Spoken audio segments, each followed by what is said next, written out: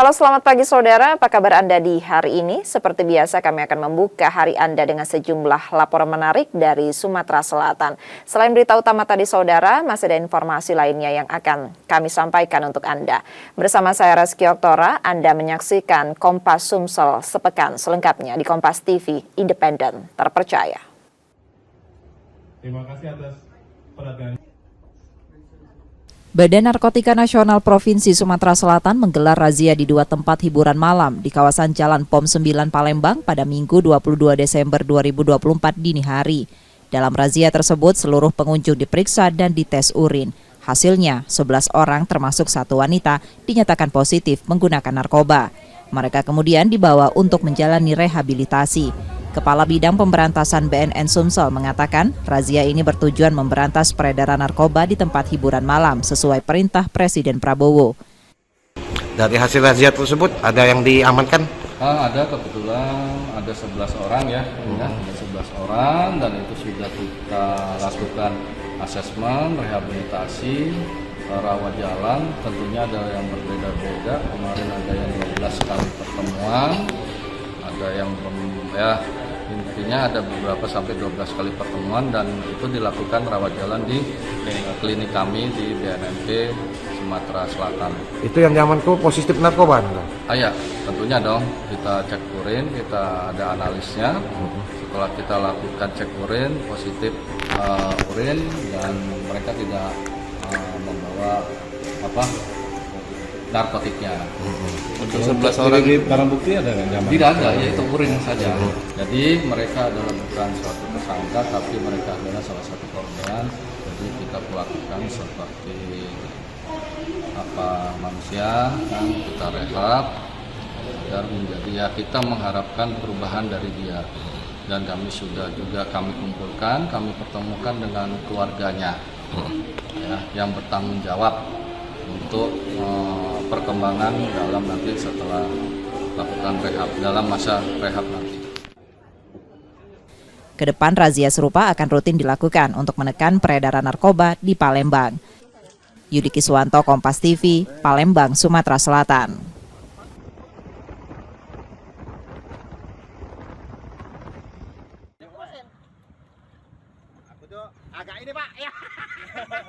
Warga Dusun Sungai Waru, Desa Sungai 2, Kecamatan Rambutan, Kabupaten Banyuasin, Sumatera Selatan bersama BKSDA menangkap buaya muara sepanjang 2,75 meter dengan cara dijerat. Penangkapan ini merupakan yang ketiga kalinya karena buaya sering masuk ke permukiman saat air pasang dan memangsa ternak warga yang membuat warga resah. Ini sering ganggu dah Bang buaya ini? Ya ganggu bebek. Dimakan ya Bang? Iya, dimakannya bebek. Kalau banyak dia makan bebek. Kalau tidak ganggu langsung tidak didikep, ada. Kiraan masih ada berapa ekor lagi lah Bang? Kalau sering terlihat? Tahu banyak, pasang kalau dia masuk kan ya. Oh banyak Bang ya? Iya. Kapan waktu-waktu dia kadang masuk Bang? Malam, pasang malam. Kalau air tinggi ya? Iya. Di sini dari Resort BKSDA sudah 3 kali ini kami mengucapkan terima kasih kepada masyarakat Desa Sungai 2 yang sudah berpartisipasi menyelamatkan satwa yang tersesat atau yang lagi imigrasi sehingga tidak mengakibatkan konflik atau korban jiwa di dalam Desa Sungai 2. Setelah ditangkap, buaya tersebut dikarantina di penangkaran BKSDA Sumsel Resort Kayu Agung. Yudi Kiswanto, Kompas TV, Banyuasin, Sumatera Selatan.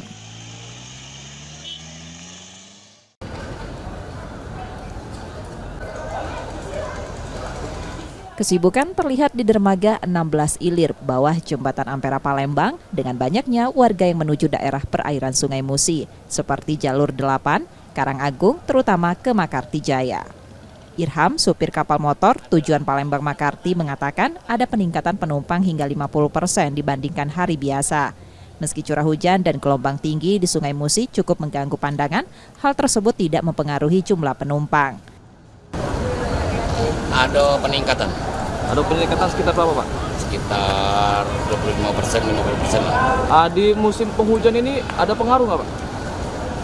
Ada pengaruh. Ya penglihatan, ya gelombang, ini sudah mulai musim turun gelombang.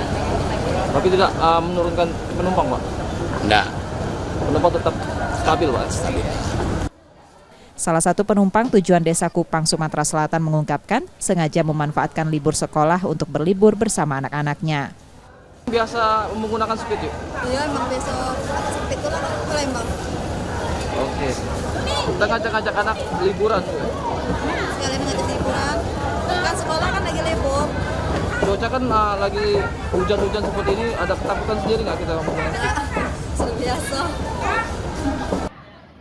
Harga tiket bervariasi mulai dari Rp50.000 hingga Rp250.000 dan tidak mengalami kenaikan.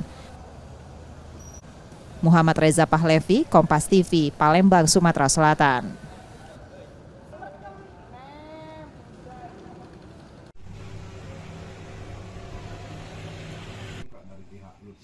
Muhammad Lutfi, dokter koas yang dianiaya sopir keluarga Lady Aurelia, teman sesama koas, menunjuk Redo Junaidi sebagai kuasa hukumnya.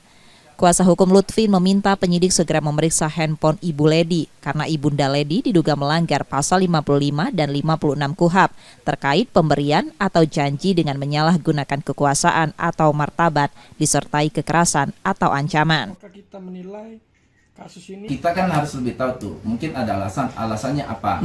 Cuman kalau kebenaran material ingin dikejar dan dicari, artinya apa? Seluruh alat bukti atau barang bukti yang berkaitan dengan tindak pidana itu harus semuanya dikumpulkan dan diambil. Polisi punya hak untuk melakukan apa tuh? Ambil tanpa izin apa tuh dalam bentuk sita. Meskipun orang tidak mengizinkan, polisi punya hak untuk mengambil barang bukti tersebut. Sementara itu, M. Lutfi masih dalam proses pemulihan. Yudi Kiswanto, Kompas TV, Palembang, Sumatera Selatan.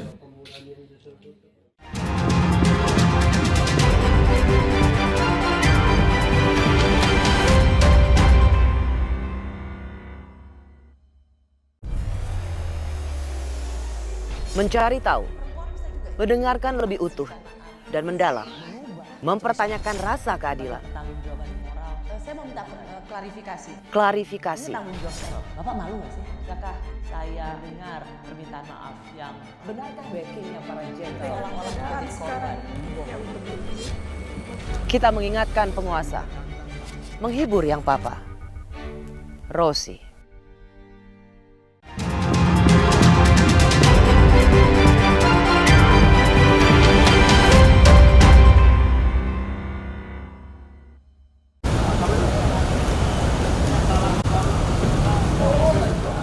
Memasuki libur Natal 2024 dan Tahun Baru 2025, jumlah penumpang kereta api di stasiun Kertapati Palembang mengalami lonjakan signifikan.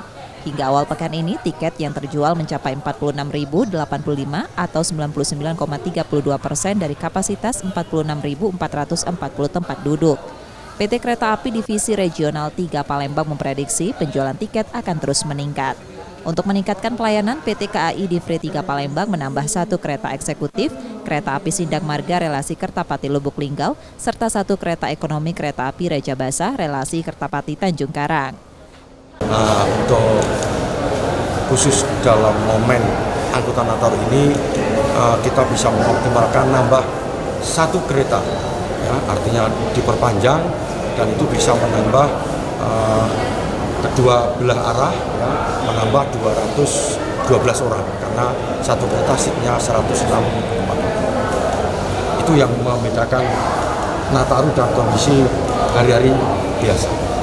Kereta api tetap menjadi pilihan utama masyarakat untuk berpergian karena mudah, aman, dan nyaman. Karena murah juga kan sekarang kereta apinya juga udah bersih, nggak ada pedang asongan, jadi sudah mudah aksesnya. Selain itu, PT Kereta Api Indonesia Divre 3 Palembang dan Direktur Jenderal Perkereta-apian Kementerian Perhubungan juga telah melakukan ramcek untuk memastikan kelayakan dan kesiapan operasional lokomotif serta gerbong. Nur Muhammad, Kompas TV, Palembang, Sumatera Selatan.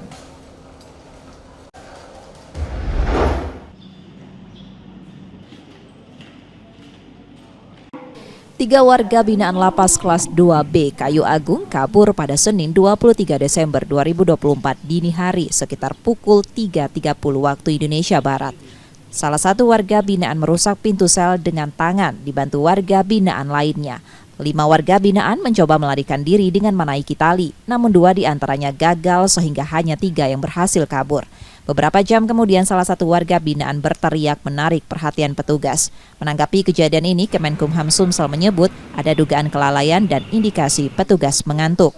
Mereka tengah memeriksa petugas yang sedang piket saat itu.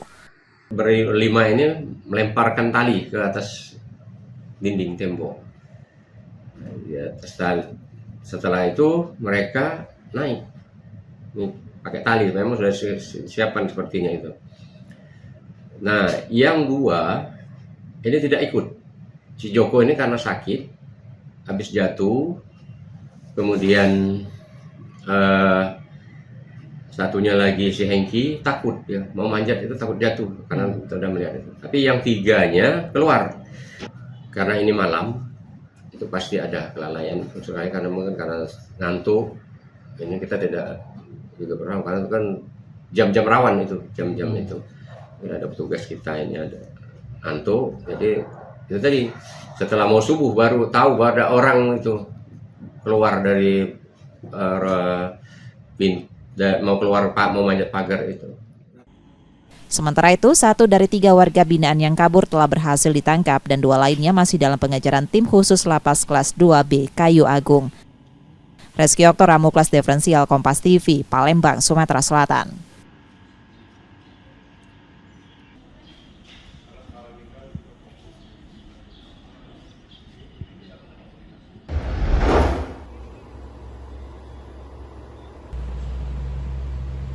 Sebuah truk pengangkut BBM terguling di Jalan Soekarno-Hatta, Kecamatan Alang-Alang Lebar, Palembang pada Senin 23 Desember 2024 dini hari. Truk tersebut menabrak truk tronton yang hendak keluar dari area parkir. Sebelumnya, truk pengangkut BBM itu berjalan beriringan dengan truk tronton, lalu ditabrak dari belakang hingga terguling. Akibat kecelakaan ini, sopir truk mengalami luka berat dan dilarikan ke rumah sakit. Kecelakaan diduga terjadi karena sopir mengendarai truk dengan kecepatan tinggi, tak melihat truk tronton hendak mundur, serta kondisi jalan yang gelap dan hujan. Pada malam hari tadi kemungkinan sekitar jam 12-an karena mengingat hari hujan. Jadi mobil yang dari Pul ini mundur. Kemudian mobil yang Dina Toyota Dina dari arah Simpang Palem mau ngarah ke daerah kedua. Mungkin karena cuaca cukup gelap, hujan gerimis, jadi nggak melihat ada kendaraan yang mundur setelah terjadi kecelakaan ini. Yang pertama tadi truk yang pertama lewat, kemudian truk yang kedua ini yang ngangkut, jadi mengakibatkan terbalik. Jadi 4 kendaraan ini, yang 2 sudah diamankan di posisi 2, ini tinggal 2 lagi. Berarti laka beruntun ini Dan ya? Bisa dijadikan laka beruntun, cuman karena ini mau mundur, ini yang terakhir yang kena. Untuk korban meninggal dunia tidak ada. Petugas Dishub Palembang akhirnya menurunkan alat berat untuk mengevakuasi truk BBM yang tumpah di jalan membahayakan pengendara. Sementara proses evakuasi menyebabkan kemacetan. Polisi pun melakukan sistem buka tutup jalan. Reski Oktor, Kelas Diferensial, Kompas TV, Palembang, Sumatera Selatan.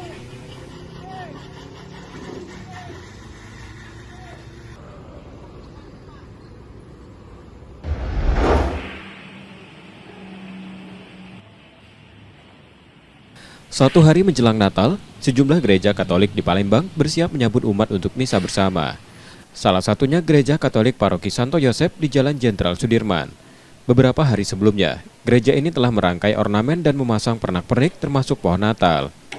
Misa pertama akan dimulai pada Selasa sore, diikuti misa kedua pada malam hari.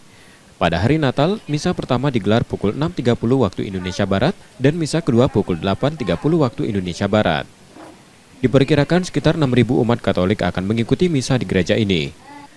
Natal tahun 2024 mengusung tema Sehati dan Sejiwa Pergi ke Bethlehem yang diambil dari penggalan ayat dalam Alkitab. Tema ini mengajak umat untuk merenungkan kehidupan dan bersyukur atas rahmat Tuhan.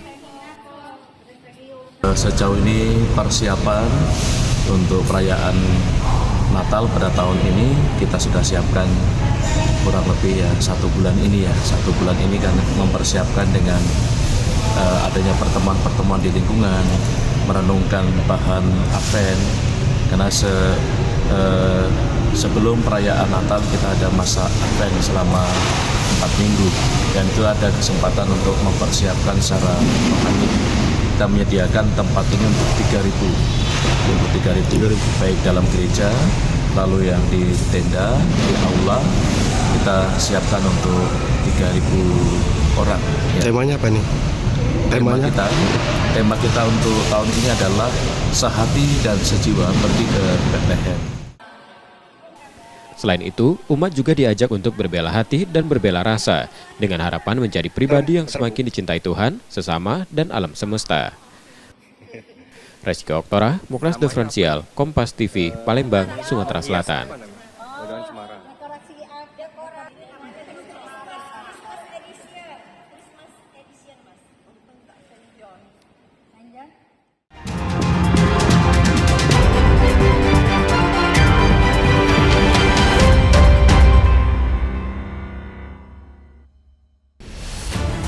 Saya, Budiman Tanurjo, menyambut Anda dalam sebuah forum berkualitas, mencermati Indonesia dengan bijak dari kacamata kebangsaan.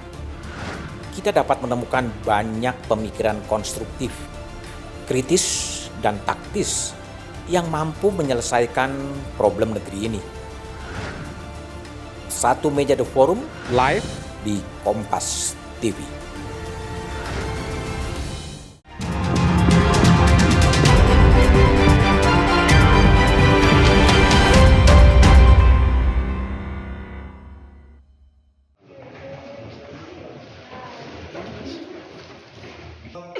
Satuan Reserse Kriminal Polrestabes Palembang menangkap J, 16 tahun, pelaku pemalakan disertai perusakan dan penganiayaan.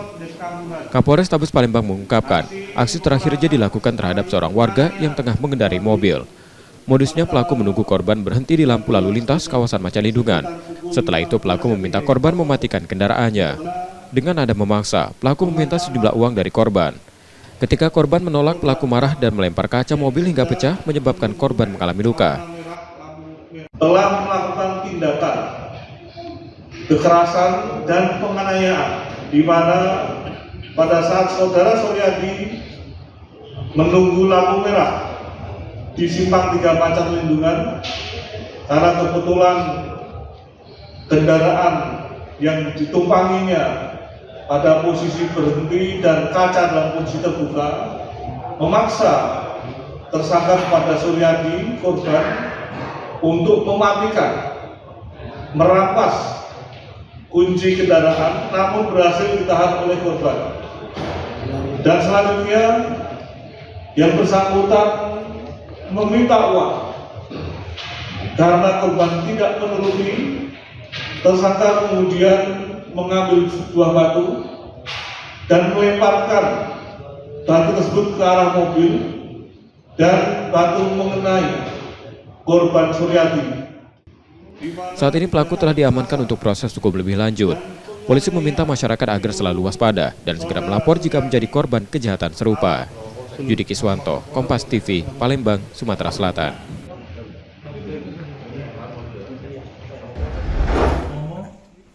Yang saya hormati Kakanwil Kemenku Rehabilitasi Bapak Iwayan.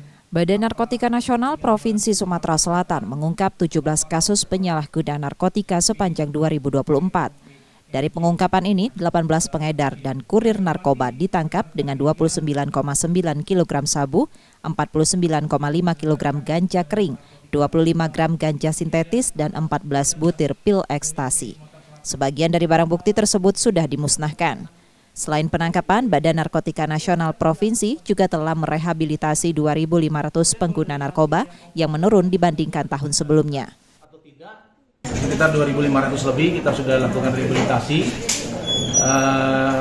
Itu semua panti rehab yang ada di wilayah Sumatera Selatan ya, baik yang swasta maupun yang milik pemerintah, termasuk yang di BNN. Kalau BNN kan sifatnya yang kita punya di Poliklinik Pratama, BNN baik yang di provinsi maupun BNNK itu sifatnya rawat jalan.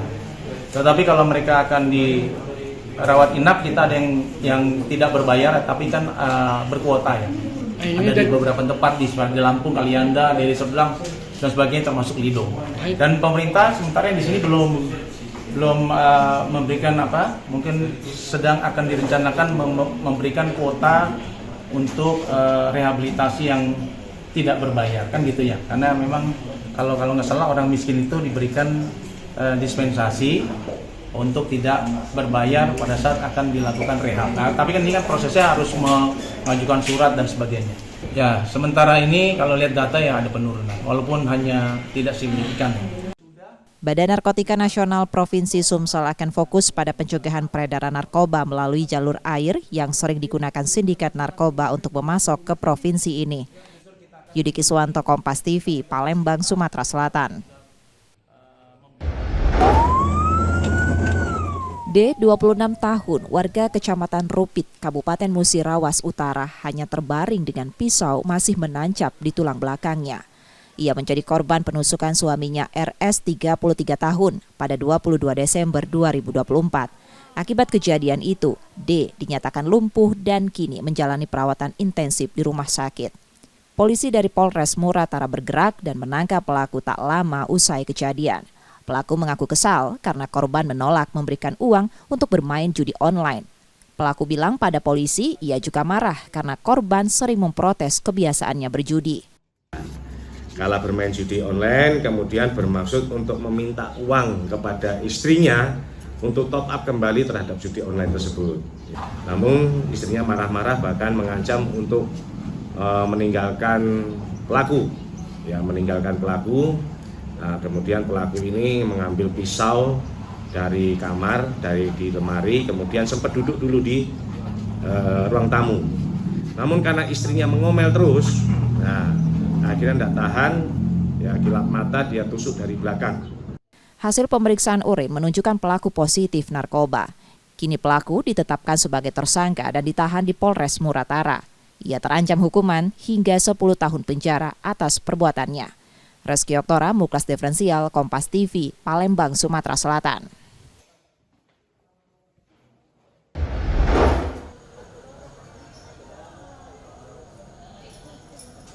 Sejak Selasa 24 Desember 2024 sore, umat Katolik mulai berdatangan ke Gereja Katedral Santa Maria di Jalan Sutomo, Talang Semut, Palembang. Antusiasme terlihat dari penuhnya area gereja hingga ke halaman. Diperkirakan sekitar 1.500 umat menghadiri misa yang dimulai pada pukul 19 waktu Indonesia Barat dan dipimpin langsung Uskup Agung Yohanes Harun Yuwono. Ibadah berlangsung aman, lancar, dan hikmat. Pastor Petrus Sukino, Pastor Paroki Katedral Santa Maria Palembang bilang, Natal tahun ini menjadi momen untuk mempererat persatuan, sehati sejiwa, baik dengan sesama maupun antar umat beragama. Karena cuaca juga bagus, maka umat sangat antusias dan tempat-tempat yang kita siapkan memang terpakai semua, bahkan di teras. Dan saya lihat tadi rangkaian peribadatan juga bisa berjalan dengan lancar. Artinya dari soundnya, para petugas itu semua bisa berjalan dengan baik. Dan itu saya menggembirakan bagi kami yang hadir pada ya. Natal tahun ini harapannya seperti yang tadi disampaikan oleh Bapak Uskup tadi, bahwa kami harus semakin bersatu, sehati sejiwa, kami semakin bersaudara dengan siapapun. Jadi kami diajak untuk bersaudara dengan semua orang supaya damai Natal ini bukan hanya sekedar kata-kata, tapi kami hidupi dalam perjumpaan dengan semua orang. Itu yang menjadi harapan kami, perjuangan kami untuk hidup berdamai dengan siapapun, sehati jiwa untuk membangun kebersamaan dalam kebinekaan. Kedamaian, kebahagiaan, dan keberkahan menjadi harapan umat yang hadir. Semoga Natal tahun ini penuh sukacita, dilimpahkan kasih sama Tuhan, dan menjadi berkah untuk semuanya, menjadi berkah untuk semua. Saya sama istri saya dan anak saya, kita bertiga hari ini. Mungkin harapannya Pak di Natal tahun ini Pak? Harapannya aku sih damai-damai aja ya dengan teman-teman saudara-saudara yang lainnya gitu. Keluarga kita bisa bahagia, diberkahi Tuhan terus, dan teman-teman lain juga ikut bahagia aja, gitu aja. Hingga selesai, perayaan Misa Malam Natal 2024 di Katedral Santa Maria meninggalkan kesan damai dan kekeluargaan. Semangat ini diharapkan tercermin dalam kehidupan sehari-hari, membawa kedamaian bagi semua. Muhammad Reza Pahlevi, Kompas TV, Palembang, Sumatera Selatan.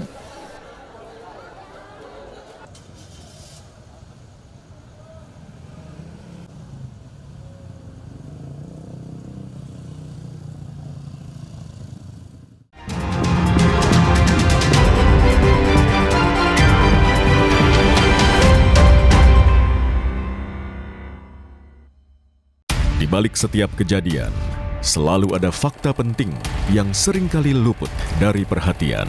Mereka justru adalah korban. Lucuti peristiwa lebih terperinci untuk mengungkap kebenaran yang tersembunyi. Saya akan menuju ke tempat lokasi di mana memang terjadi kasus perundungan tersebut. Ikuti saya. Iya, maaf. Sasaran, setiap Rabu pukul 10:30 malam di Kompas TV.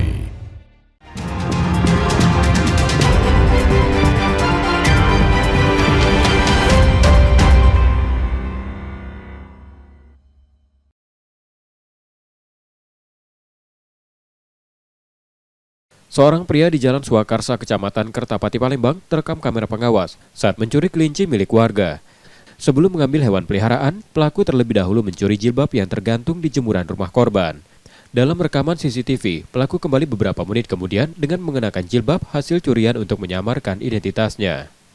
Ia lalu mencuri kelinci yang berada di teras rumah sebelum melarikan diri. Korban baru menyadari pencurian itu paginya saat akan memberi makan kelinci.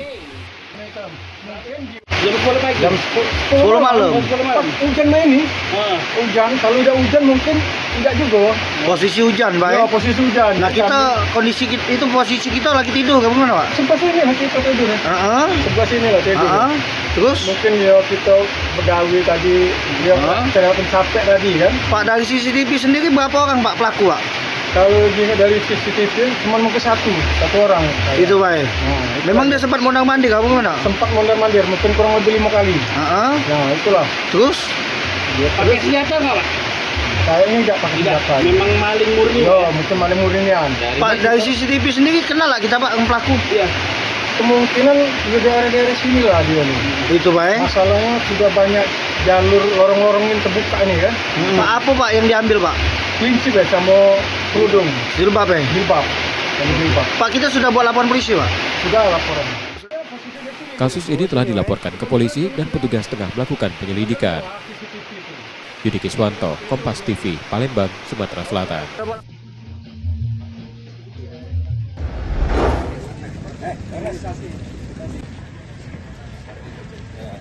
Wakil Kepala Staf Angkatan Darat Letjen TNI Tandio Budi melakukan kunjungan kerja ke Kodam 2 Sriwijaya pada Selasa 24 Desember 2024 lalu. Salah satu fokus kunjungan Wakasat adalah dapur sehat yang berada di lokasi urban farming Taman Aspirasi Kodam 2 Sriwijaya di Skojo. Wakasat melihat kesiapan Sarjana Penggerak Pembangunan Indonesia yang mengelola Satuan Pelayanan Pembangunan Gizi Kalidoni Skojo. Ia juga menekankan pentingnya pengelolaan dapur sehat untuk memastikan menu yang disajikan memenuhi standar gizi dalam mendukung program pemerintah. Apresiasi pada Kodam 2 Sriwijaya yang memulai percontohan urban farming, karena program ini menjadi langkah nyata dalam mendukung penyediaan bahan pangan untuk dapur sehat. Saya kira pemerintah sudah menyiapkan ya, BGN dalam hal ini, merekrut sarjana-sarjana yang benar-benar terpilih gitu ya, ada S2, ada S1 dari berbagai macam disiplin ilmu untuk bisa mengelola itu semuanya. Saat ini kan anggaran pemerintah baru kurang lebih 71 triliun ya. Jadi kemampuan negara seperti itu ya mungkin hanya 100 dapur di seluruh Indonesia. Sementara yang ada di Kodam 2 ini di Sumatera Selatan ini contohnya untuk ini di Palembang. Wakasat mengingatkan implementasi program baru tidak lepas dari tantangan. Tim Liputan, Kompas TV, Palembang, Sumatera Selatan.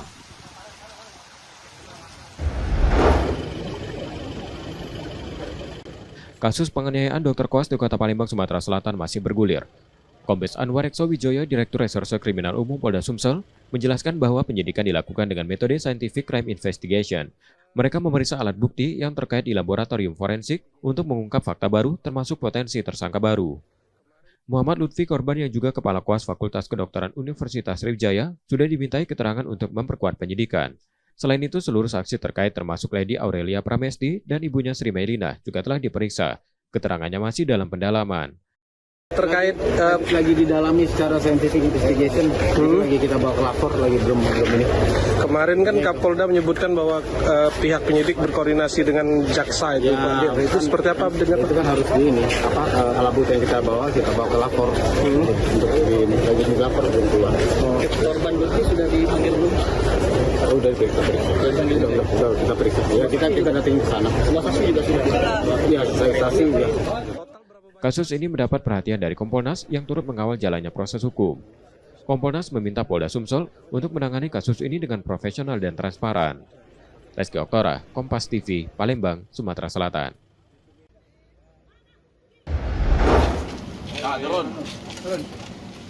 Polisi menangkap 2 pelaku pencurian yang kerap beraksi di sejumlah lokasi di Palembang. Kedua tersangka Dino dan Rudi Supriyadi ditangkap di tempat berbeda oleh Unit 3 Subdit 3 Jatan Ras di Treskrimum Polda Sumsel. Salah satu pelaku diberikan tindakan tegas karena melawan saat penangkapan. Terakhir, komplotan ini menyasar sebuah warnet di Kelurahan 15 Ulu, Kecamatan Cakabaring. Saat kejadian, korban tengah membersihkan area warnet setelah tutup. Pelaku datang memaksa membuka rolling door dan membekap korban. Mereka juga melukai korban dengan gunting sebelum membawa kabur uang dari dalam laci. Dari pengembangan kasus, diketahui komplotan ini juga terlibat dalam pencurian di sebuah toko dengan kerugian mencapai 20 juta rupiah. Polisi kini tengah memburu satu pelaku lainnya yang terlibat. Rolling door itu sudah terkunci, dia bongkar, dia masuk, terpergok sama korban. Korban sempat dia tusuk tangannya, ada kena punggungnya sama bagian telinga korban, dan mengambil uang, ada uang modal korban itu di laci sekitar 13 juta atau 17 juta. Terus juga ada beberapa rokok diambil karena korban ini dia ada usaha warnet, ada usaha warung juga. Setelah itu dia langsung melarikan diri. Dino dan Rudi ditahan di Polda Sumsel dan terancam hukuman 5 tahun penjara. Reski Oktora, Kompas TV, Palembang, Sumatera Selatan.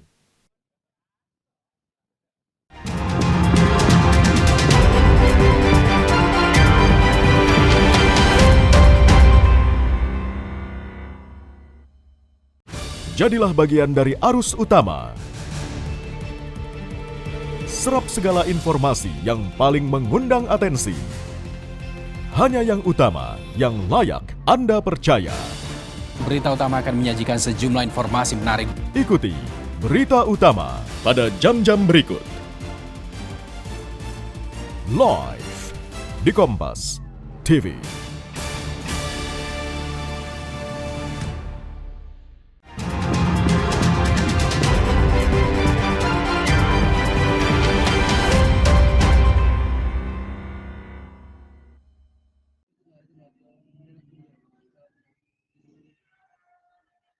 Seorang pedagang pempek di Palembang justru dituduh mencuri dan mendapat perkataan tak pantas oleh seorang oknum dokter saat berusaha mengembalikan handphone yang ia temukan. Peristiwa ini terjadi di Jalan Datu M. Akib, Kecamatan Ilir, Bar 1, Palembang, saat pedagang tersebut menemukan handphone yang tergeletak di jalan. Menurut keterangan, pedagang pempek tersebut awalnya melintas di lokasi kejadian dan menemukan handphone yang terjatuh. Ia kemudian berniat mengembalikannya ke pemiliknya. Namun sebelum sempat menyerahkan, oknum dokter yang merupakan pemilik handphone melacak perangkatnya dan menemukan pedagang pempek. Kejadian ini berujung pada pertengkaran mulut setelah pedagang pempek merasa tidak terima dituduh mencuri. Keributan baru reda setelah warga turun tangan menenangkan situasi. Nemu HP, posisi HP terletak di jalan, jalan umum, jalan raya, jalan besar, di jalan. Kutegaskan lagi, di jalan, bukan di ruangan, bukan, di jalan. Langsung HP itu, aku berhenti dulu. Berhenti sambil nengok kanan kiri depan belakang kalau ada uang. Maksud aku nak serah ke HP itu. Paling enggak nak teriak bahwa ada HP siapa nyampak gitu. Berhubung dak kate, umbek HP itu. Ku bawalah sampai ke Pindang Musirawas. Ya aku juga tak tahu HP itu HP mahal murah, second baru kan tak tahu nian sama sekali. Ku bawalah sampai di sana. Nah setelah sampai di sana, aku memohon sama budak-budak karyawan Pindang Musirawas, tolong nak angkat ke telepon wong di HP ini, karena HP ini aku nemunya di jalan. Kalau memang yang punya nyan suruh mbek ke sini. Tapi belum selesai aku bicara cak itu, ngomong cak itu, wongnya sudah datang yang pemilik handphone. Nah, yang pemilik handphone datang dengan cara dia mencaci maki, menghina, menuduh aku maling. Disitulah yang aku tak galak tuh. tidak terima sampai saat ini dengan tuduhan maling. Calon melapor atau kalau pihak dari keluarga, ya sementara ini jangan dulu. Tapi kalau memang sudah memungkinkan aku harus melapor, ya melapor. Saya itu. Mang, untuk profesi yang nuduh kita mencuri handphone itu apa, Mang? Kita tahu enggak? Kalau dari keterangan dari info-info, dia salah satu pegawai instansi, ya. Instansi kesehatan, Puskesmas, ya. Profesinya dokter. Profesinya katanya dokter gigi. Peristiwa ini pun ramai setelah diunggah di media sosial dan bahkan menjadi sorotan hingga sampai ke DPRD Palembang. Yudi Kiswanto, Kompas TV, Palembang, Sumatera Selatan.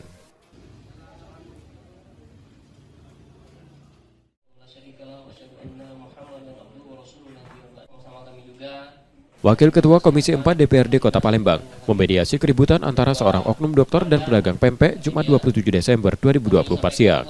Konflik yang diduga dipicu tudingan pencurian ponsel itu akhirnya berakhir damai.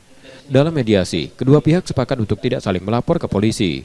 Wakil Ketua Komisi 4 DPRD Kota Palembang menjelaskan bahwa insiden tersebut murni akibat kesalahpahaman. Pertama dan pihak kedua secara bersama-sama tanpa dibawa tekanan maupun paksaan dari pihak manapun sepakat untuk melakukan perdamaian dan sepakat untuk tidak saling melaporkan baik secara pidana maupun gugatan secara perdata. Demikian surat pernyataan bersama ini dibuat dengan sebenar-benarnya dan para pihak telah saling memaafkan. Palembang 27 Desember 2024. Pihak pertama Iftitah Nurisa, pihak kedua Hermanto, saksi semua anggota DPRD Kota Palembang Komisi 4 yang hadir pada siang hari ini. Dokter Puskesmas 23 Ilir Palembang membantah telah menuduh pedagang pempek mencuri ponselnya. Miskomunikasi karena posisi handphone saya hilang, kemudian ada di bawah tangan dijahit berkali-kali. Cuman dari penjelasan dari katanya handphonenya terpencet. Jadi sepakat tidak saling lapor gitu. Ya, betul. Pak, kenapa kita awalnya nuduh Bapak itu yang mencuri itu apa alasannya? Waktu pertama. Oh, enggak tahu ya.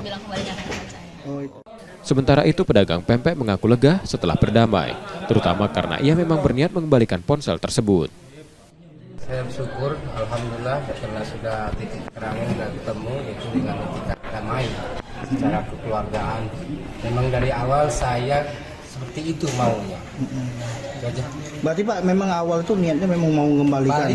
Betul sekali. Keributan ini sebelumnya ramai di media sosial Palembang saat seorang pedagang pempek yang menemukan handphone terjatuh di jalan dan bermaksud mengembalikan ke pemiliknya. Saat bertemu pemilik yang belakangan diketahui seorang dokter bertugas di Puskesmas 23 Ilir, terjadi silang pendapat yang berujung pada keributan menyusul dugaan tuduhan mencuri. Yudi Kiswanto, Kompas TV, Palembang, Sumatera Selatan.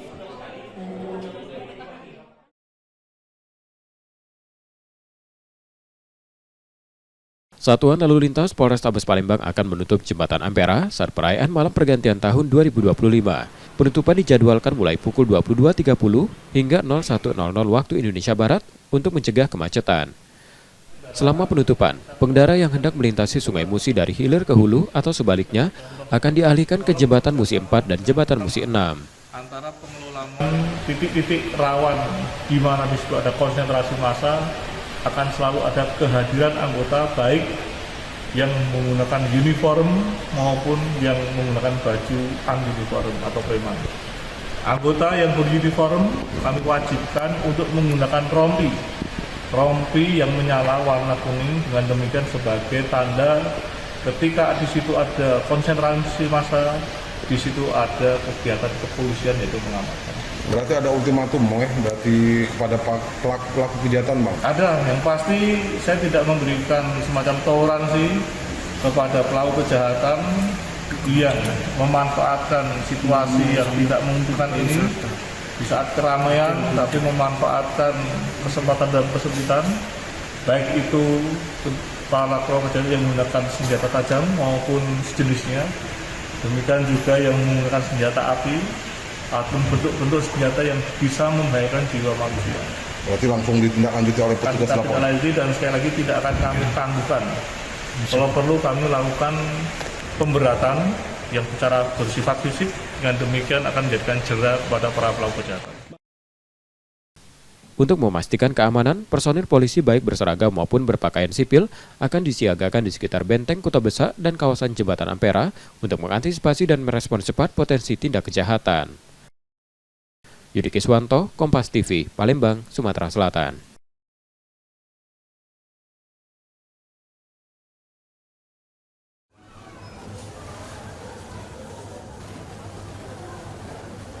Data Badan Pusat Statistik Sumsel sepanjang tahun 2023 hingga triwulan 2 2024, pertumbuhan ekonomi Sumsel berada di urutan kedua se-Sumatera dengan tren positif. Namun dengan rencana kenaikan PPN 12%, tren tersebut akan melandai. Dari sisi inflasi, jika kenaikan terjadi akan mempengaruhi kenaikan harga, karena sektor premium akan tergerus di masyarakat. Akibatnya daya beli menurun dari kalangan menengah ke bawah dan berakibat pada kondisi ekonomi wilayah menjadi negatif. Meski pemerintah memastikan kenaikan PPN 12% untuk barang mewah, tetapi secara konsumsi rumah tangga untuk kelas menengah ke bawah diprediksi merosot. Nah, konsumsi penggerak dari pertumbuhan ekonomi kita adalah konsumsi rumah tangga.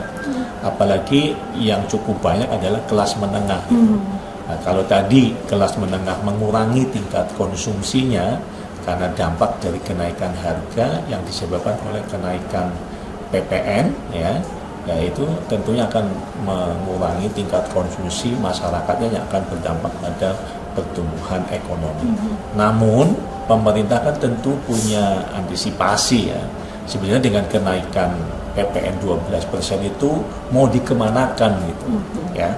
Ketika nanti penerimaan itu digunakan untuk hal-hal yang untuk menggerakkan ekonomi, pengeluaran pemerintah ya, sehingga akan dari sisi mungkin konsumsinya akan menurun, akan tetapi pemerintah mau menggerakkan investasi dan sebagainya. Jadi itu akan berimbang tentunya. Gitu.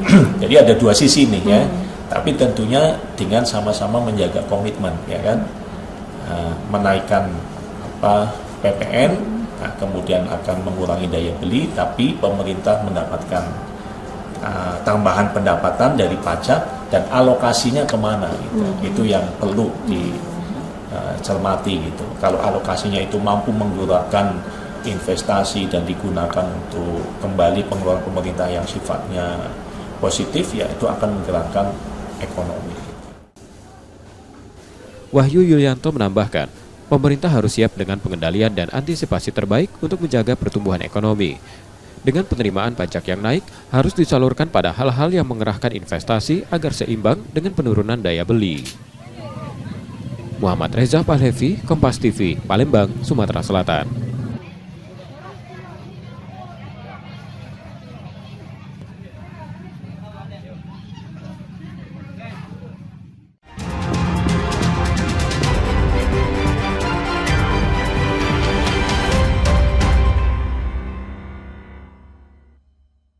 Nikmati berita dan informasi baru dengan cara seru. Tiba-tiba mengadang bus Transjakarta dengan membawa senjata tajam. Mulai dari yang trending di media online dan viral di media sosial, pelaku yang tak lain merupakan bawahan Agus ditangkap. Hingga yang unik dan menjadi perhatian publik. Semuanya terangkum dalam Pop News. Setiap Sabtu dan Minggu pukul 9:30 pagi di Kompas TV.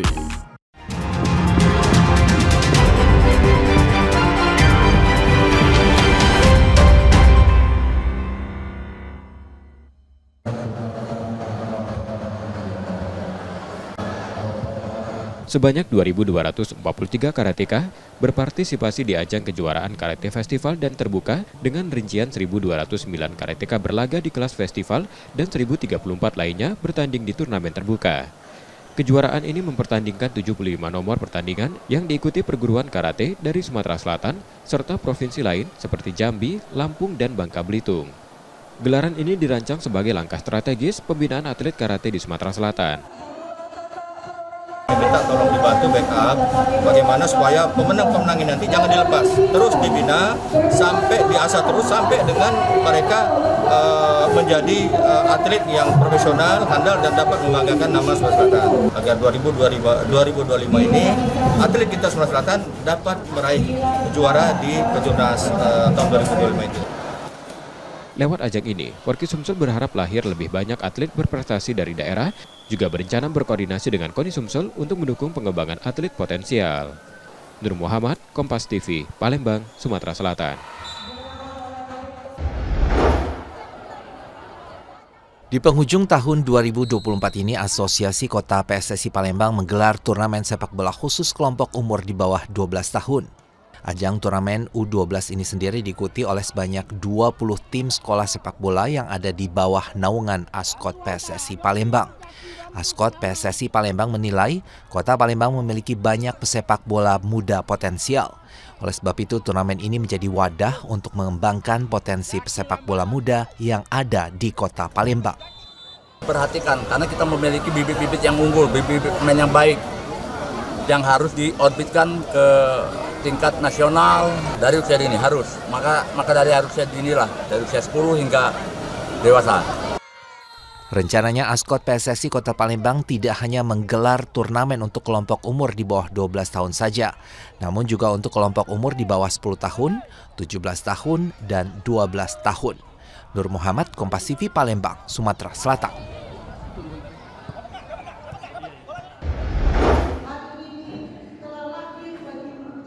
Padatnya jadwal kompetisi Liga 1 membuat PSPS Biak tak bisa meliburkan para pemainnya yang mayoritas beragama Nasrani.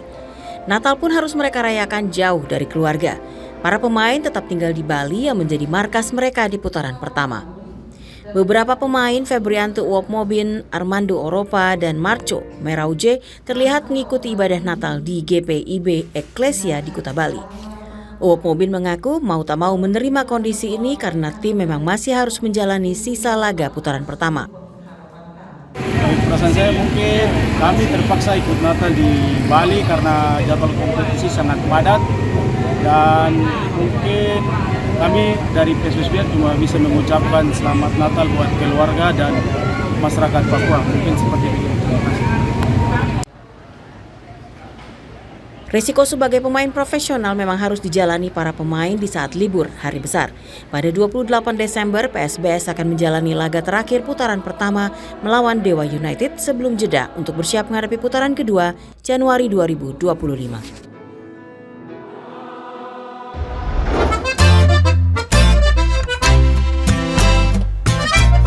Fasilitas getek wisata atau perahu motor tradisional di dermaga bawah Jembatan Ampera 16 Ilir Palembang kini menjadi tujuan favorit wisatawan yang berkunjung ke Kota Palembang.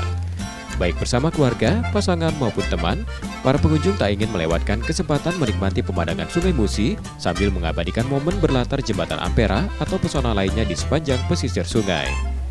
Meski minat wisatawan tinggi, pengelola tetap mengutamakan kenyamanan dan keselamatan penumpang. Kapasitas perahu dibatasi untuk menjaga keamanan, kebersihan, dan pengalaman wisata yang menyenangkan. Mungkin sampai 200 sampai 200-an per hari. Iya, kan kita mungkin kita ngikutin tiket nomor dan pilihan kita ada 250. Jadi bisa habis. Bisa habis sampai sehari 250 ya Pak ya. Tergantung cuaca ya. Kalau tahun baru kita nggak nyediain lebih Mbak. Kenapa? Karena safety kita utamain safety. Kita bukan utamain ini. Kita utamain wisatawan, bukan utamain ini. Masukan Pak ya. Iya. 2 getek wisata disiapkan untuk mengantar penumpang berkeliling Sungai Musi dengan rute menuju Jembatan Musi 6 atau Pulau Kemaru. Perjalanan pulang pergi memakan waktu sekitar 25 hingga 40 menit. Di sepanjang perjalanan, perahu akan berhenti di beberapa spot pilihan untuk memudahkan wisatawan mengambil foto. Bahkan, petugas siap membantu mengarahkan posisi agar hasil foto lebih maksimal. Aisyah sama siapa? Arsi. Tadi kita naik getek wisata ya? Iya. Sama keluarga? Iya. Pendapatnya gimana tadi? Enak, seru. Pemandangannya bagus. Ya, sunsetnya bagus. Sunsetnya bagus ya? Nanti pengen ngulang lagi nggak? Pengen. Malam hari menjadi waktu paling favorit untuk menikmati suasana di atas perahu ini. Meskipun siang dan sore tetap menawarkan keseruan tersendiri, terutama bagi keluarga. Getek wisata beroperasi mulai pukul 7.00 hingga 23.00 waktu Indonesia Barat, dengan rute ke Pulau Kemaru hanya tersedia hingga pukul 17.00 waktu Indonesia Barat. Tarif tiket pun cukup terjangkau, hanya Rp25.000 per orang untuk perjalanan ke Jembatan Musi 6. Muhammad Reza Palevi, Kompas TV, Palembang, Sumatera Selatan.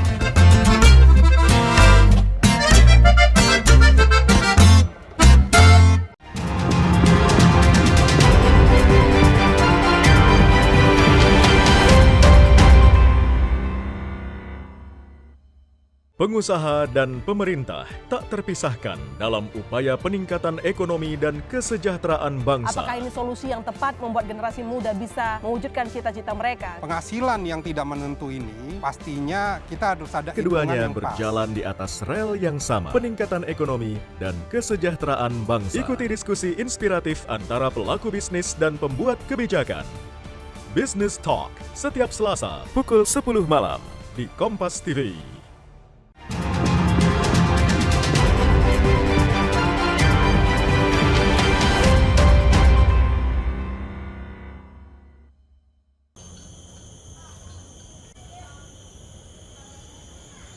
Taman Wisata Alam Punti Kayu Palembang mulai dipadati pengunjung pada libur Natal dan Tahun Baru.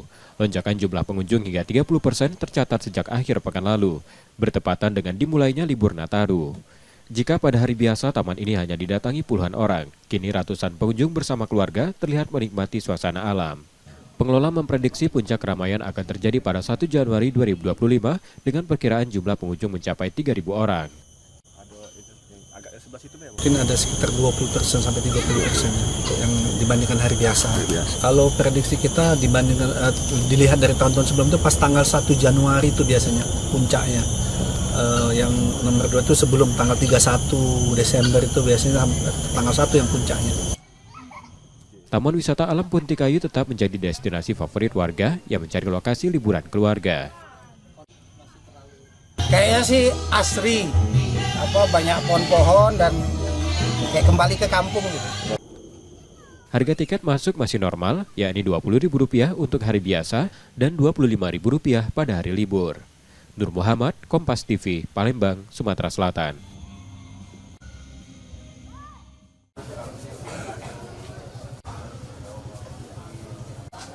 Penjualan pempek Palembang mengalami peningkatan signifikan saat libur Natal dan Tahun Baru. Penjual di sentra Kampung Pempek 26 Ilir Palembang mengaku menerima banyak pesanan, baik untuk dibawa pulang maupun dikirim ke luar kota. Jika dibandingkan hari biasa, penjualan pempek meningkat hingga 30%. Pengiriman keluar kota didominasi tujuan di Pulau Jawa. Agar tetap awet, pempek yang dikirim dikemas dengan vakum. Penjualan pempek sebagai oleh-oleh dari Palembang diprediksi akan terus meningkat hingga akhir liburan pada awal Januari. Alhamdulillah nih, sebenarnya untuk liburan ini rata-rata pengunjung untuk oleh-oleh. Oleh khusus Palembang kan pempek, jadi dicari orang benar pempek dari Palembang. Alhamdulillah kayaknya dalam tahun ini lebih banyak dari yang kemarin nih, karena ini sebenarnya kita dalam tahun ini ada libur panjang kayaknya ya. Berbagai jenis pempek tersedia, seperti pempek tahu, adaan, lenjer, kulit, telur, hingga keriting, dengan harga satu potong mulai dari Rp1.200. Nur Muhammad, Kompas TV, Palembang, Sumatera Selatan.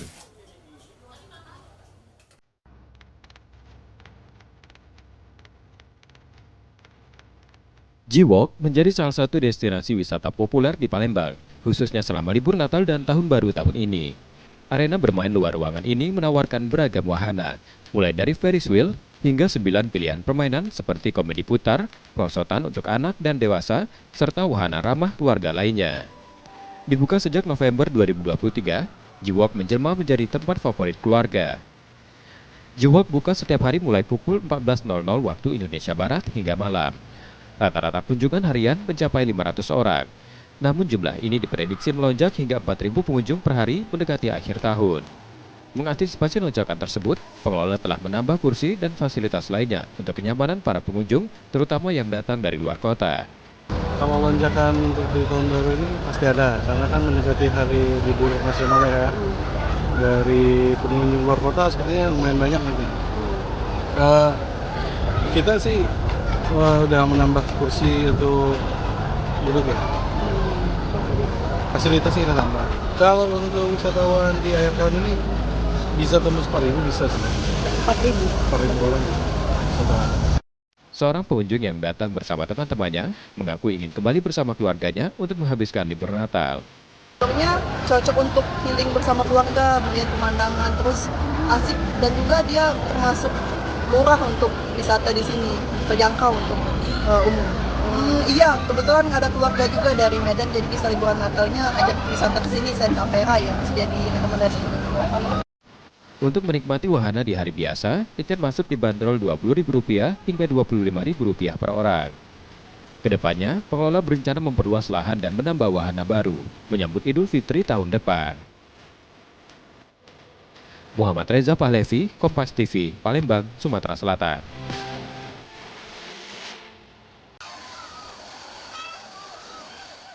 Sensasi hujan salju bisa dinikmati di Palembang. Salah satu wahana air di Jalan Bypass Alang-Alang Lebar menghadirkan hujan salju untuk menarik minat pengunjung. Inovasi ini berhasil meningkatkan jumlah pengunjung hingga 3 kali lipat dibandingkan hari biasa. Salju yang digunakan terbuat dari bahan liquid snow yang aman untuk kulit dan tidak licin. Event ini menawarkan pengalaman unik bagi pengunjung, terutama anak-anak.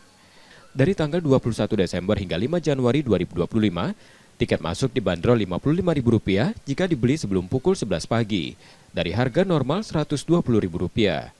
Promo ini menjadi daya tarik tambahan bagi keluarga yang ingin mengisi liburan sekolah. Kami ada event hujan salju setiap harinya di jam-jam tertentu, ada mandi bola, ada live musik, dan ada nanti fun games dan DJ.